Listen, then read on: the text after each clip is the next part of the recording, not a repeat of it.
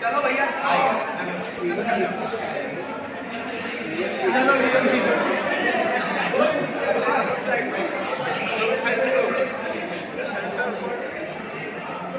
श्रीधरन के जीवन पर जब एक पुस्तक लिखी गई तो उस पुस्तक का नाम ई श्रीधरन नहीं रखा गया, उस पुस्तक का नाम द मेट्रो मैन नहीं रखा गया, उस पुस्तक का नाम द सिविल इंजीनियर नहीं रखा गया, उस पुस्तक का नाम द कर्मयोगी रखा गया।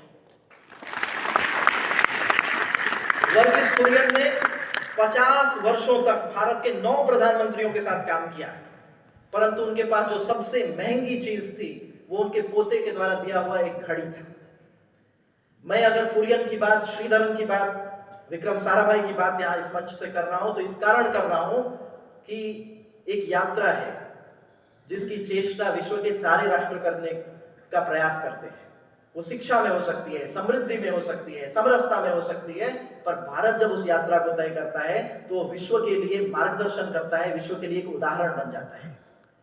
दुनिया भर में हम देखते हैं मार्क जकरबर्ग एक जैसा कपड़ा पहनते हैं, स्टीव जॉब्स एक जैसा कपड़ा पहनते हैं। अगर मैं कह सकूं तो मैं भी रोज दिन एक ही जैसा कपड़ा पहनता हूं, परंतु ये स्टीव जॉब्स और मार्क जकरबर्ग ने सैन फ्रांसिस्को से नहीं सिखाया था।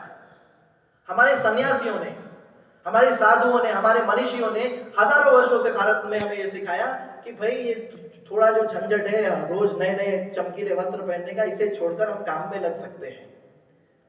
भारत ने विश्व का जो वैचारिक नेतृत्व किया है, भारत ने विश्व का जो वैचारिक संपोषण किया है, वो महत्वपूर्ण है।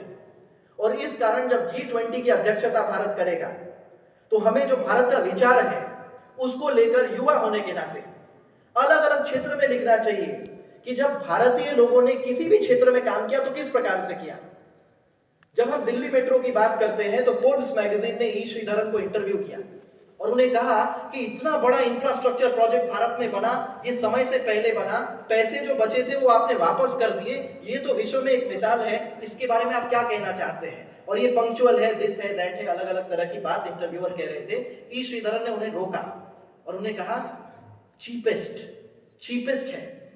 हम जब इसे बना रहे थे तो हम उस माँ की कल्पना कर रहे थे जो दूर कहीं पर सब्जी बेचती हो, जो कि कम पैसे में उस जगह से निकलकर दूसरे जगह तक जाकर सब्जी बेच पाए, वापस शाम को अपने बच्चे से मिल पाए और उन्हें जो कमाई हुई हो उसी में से कम पैसे में ये काम हो सके। हम जब सोचते हैं कि हम कोई काम क्यों कर रहे हैं तो जो लक्ष्य प्राप्ति है वो अच्छे से होती है और जो परिणाम आते हैं वो पूरे विश्व के सामने होते हैं।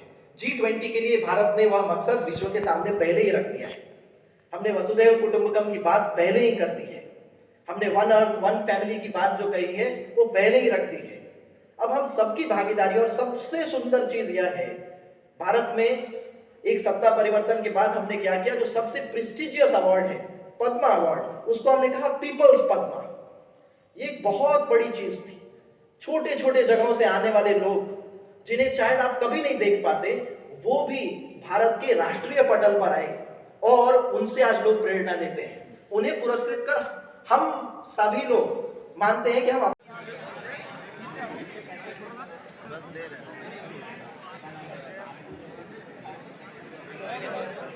तुम्हारे भी निकाल दे भाई।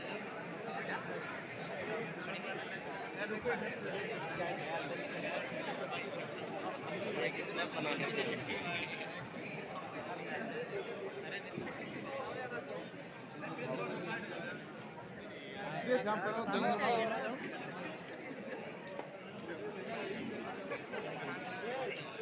चलो अक्षय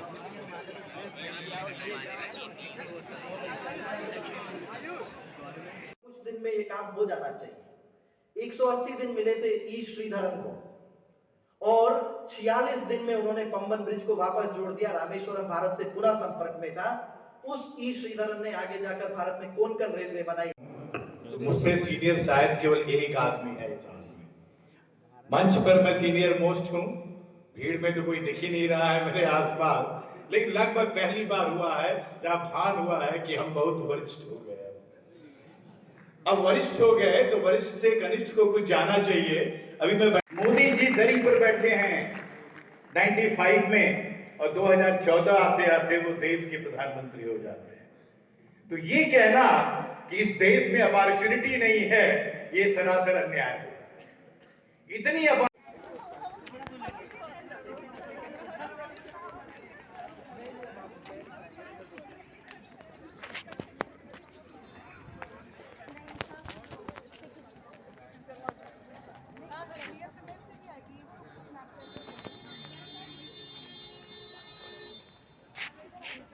लंबा, अरे भाई लंबा ही आएगा।